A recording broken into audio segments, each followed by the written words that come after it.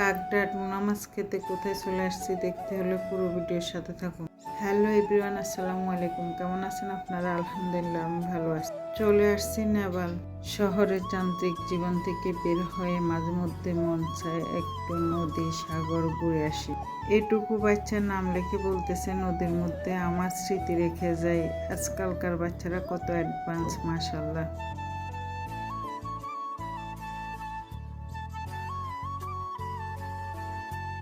বাচ্চারা খেলতেছে, দৌড়াদৌড়ি করতেছে, আমি এক পাশে দাঁড়িয়ে নদীর ঢেউ উপভোগ করতেছি। ঢেউয়ের গর্জন শুনতে আমার ভীষণ ভালো লাগে, আমিও চলে আসলাম। আপনারাও শুনুন আমার সাথে।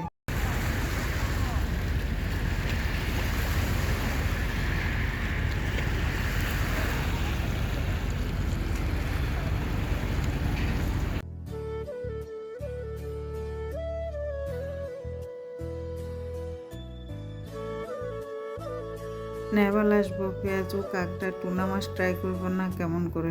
এখানকার পেঁয়াজুর স্বাদ যারা খেয়েছেন তারা বলতে পারেন। এখানে কিছু অর্ডার করতে হলে হাতে সময় নিয়ে করতে হয়, আপনাকে উপস্থিত ওরা তৈরি করে দিই। চলে আসছে আমাদের পেঁয়াজু।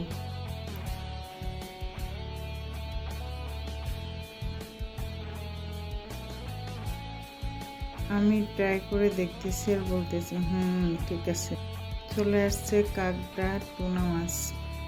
পেঁয়াজও এক নিমিষে শেষ হয়ে গেল। মাছ বাচ্চারা খাবে না, কাকড়া বাচ্চারা ঝালের জন্য খেতে পারে না। কাকড়াটা একটু ঝাল ঝাল ছিল, আমাদের কাছে ভীষণ মজা লেগেছে।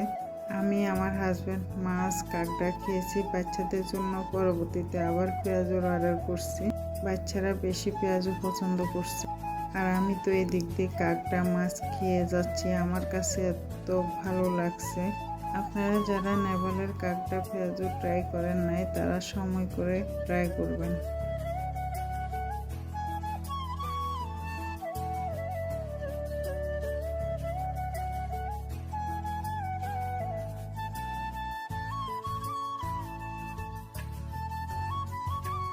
সাগরের বাতাসে চুল মুখ সব উস্কো খুস্কো হয়ে গেছে।